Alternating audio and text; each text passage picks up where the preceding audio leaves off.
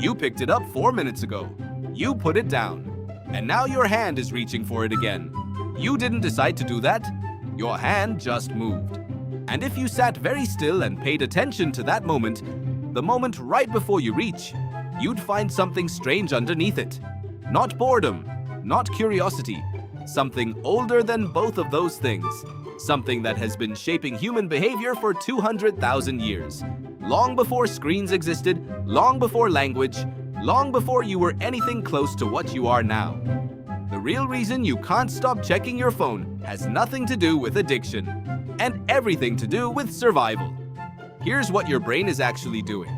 Every few minutes, without your permission, a part of your brain called the reticular activating system fires a quiet alarm. It's not loud. It doesn't feel like panic. It feels like a soft pull, an itch, a sense that something might be happening that you don't know about yet. Neuroscientist Kent Berridge at the University of Michigan spent decades separating the brain's wanting system from its liking system, and what he found changed how scientists think about behavior entirely.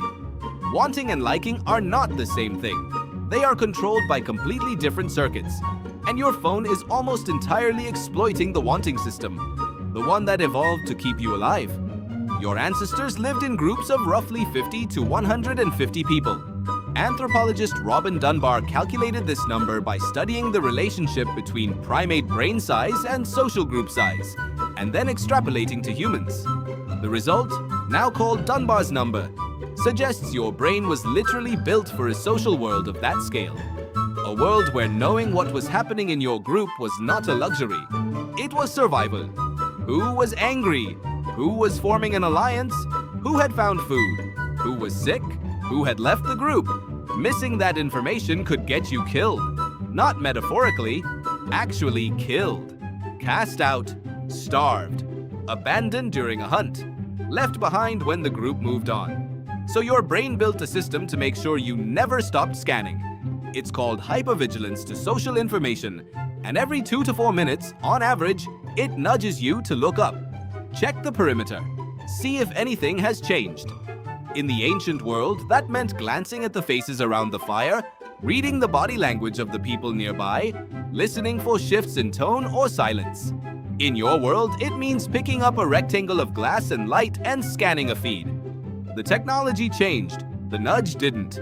But here's where it gets stranger. Because it's not just that your brain wants you to scan for information. It's that your brain releases dopamine before you find anything. Researcher Wolfram Schultz spent years mapping dopamine neurons in primates and discovered something counterintuitive. Dopamine doesn't spike when you get a reward. It spikes in anticipation of a possible reward. The wanting comes before the getting, and it's strongest when the reward is unpredictable. Think about what that means for your phone. Every time you pick it up, you don't know what you'll find. Maybe nothing. Maybe a message from someone you haven't heard from in months. Maybe news that changes everything. Maybe just a notification that someone liked a photo you posted 3 days ago. The unpredictability is not a bug. It's the mechanism. It's the same system that makes gambling compulsive, the same system that kept your ancestors turning over rocks and checking the same berry bushes every morning even when they'd been empty the day before. Because sometimes the berries were there, and sometimes they weren't. And the not knowing kept you checking.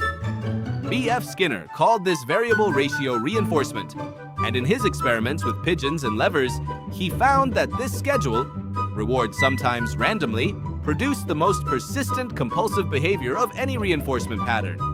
Pigeons on this schedule would press a lever thousands of times without stopping. Humans on this schedule built entire industries around it. Slot machines, stock trading floors, social media feeds. Your phone is a slot machine you carry in your pocket. But you need to understand something about that metaphor. A slot machine was built by engineers who understood your brain. Your brain was not built by engineers. It was built by 4 million years of trial and error, by the slow filtration of every ancestor who survived because they couldn't stop scanning, who stayed alive because that quiet pull never left them alone, long enough to miss something important. The slot machine exploits a feature. The feature was not a flaw. The feature saved your life 1,000 times before you were born. There's a concept in evolutionary psychology called the environment of evolutionary adaptedness. It refers to the world your brain was built for: the savanna, the forest, the small, tight social group, the constant physical proximity to the people who determined whether you lived or died.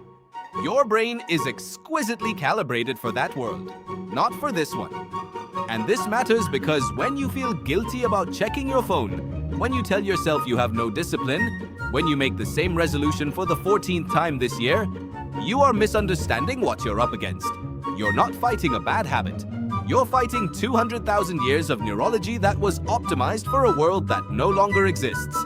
Psychologist Larry Rosen at California State University has been studying what he calls I disorder, the anxiety that emerges when people are separated from their devices. In his research, he found that students who were asked to put their phones face down for just 3 minutes showed measurable increases in anxiety. Not because they were addicted in the clinical sense, but because the brain read the absence of the device as a gap in its surveillance loop. Something might be happening, something might be changing, and you won't know about it. That gap, that open uncertainty, is intolerable to a brain that evolved to never let it stay open. Here's the thing nobody tells you about attention. Attention is not a resource you spend. It's a system you inherited. And the system was not built for neutral information. It was built for social and threat-relevant information specifically. A rustling in the bushes got more attention than a flower. A tense face got more attention than a happy one. Bad news traveled faster than good news because bad news could kill you and good news could wait. This is why your feed is algorithmically weighted toward outrage, conflict, and drama. Not because the engineers are evil, because the engineers know what your brain was built to look for. You are not distracted. You are doing exactly what your brain was built to do, in an environment specifically engineered to exploit it. So what do you do with that? The answer is not to fight the pull. You can't out-discipline 200,000 years of evolution. The answer is to understand what the pull is actually looking for, and give it something real. Your brain is scanning for social information, for connection, for signs that your group is intact and that you belong to it. The phone offers a simulation of that, a pale, flickering version of the real thing. And your brain takes it because the real thing is scarce in a world where 50 people became 500 million, where the firelight became a screen, where the human faces became profile pictures. When you feel that pull, it's not weakness. It's your ancient social brain doing its ancient job. Looking for the group, checking the perimeter, making sure nothing has changed that could cost you your life. Tonight, when your hand reaches for your phone and you catch yourself mid-reach, pause for 1 second. Not to resist it, just to recognize it. That pull has kept your bloodline alive across 200,000 years of predators and famines and failed harvests and collapsing civilizations. It just doesn't know the difference between a dying fire and a dying battery.